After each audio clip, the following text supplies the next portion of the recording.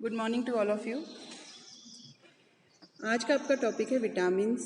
तो हमने इससे पहले पढ़ लिया था, लेकिन अब इसके टाइप्स के बारे में और जितने टाइप्स हैं उनके रासायनिक नाम क्या हैं उसके बारे में आज हम चर्चा करेंगे।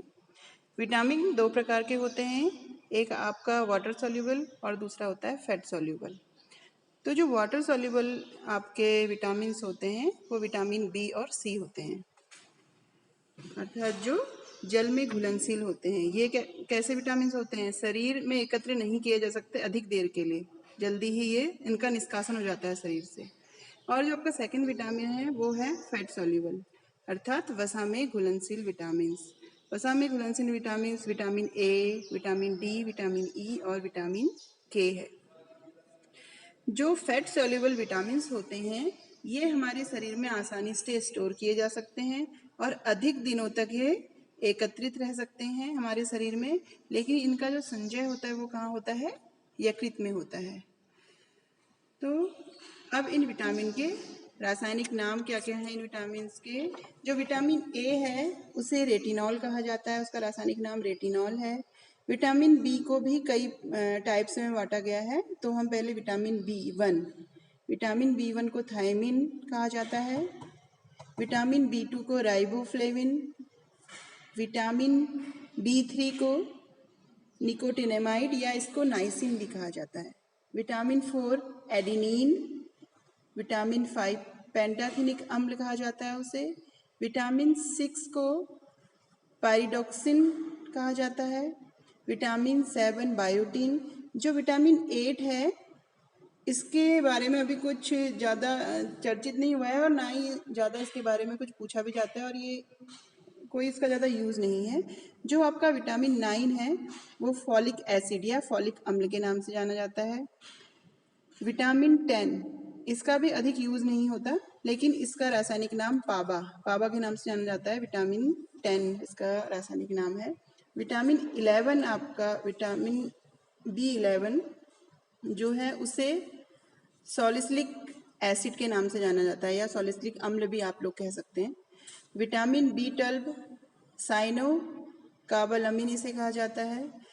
फिर इसके बाद ये आपका जो विटामिन बी की सीरीज पूरी खत्म होगी, इसके बाद आपका आएगा विटामिन सी। विटामिन सी को ascorbic acid, vitamin D calciferol, vitamin E tocopherol और विटामिन डी को फिलोक्विनोन कहा जाता है।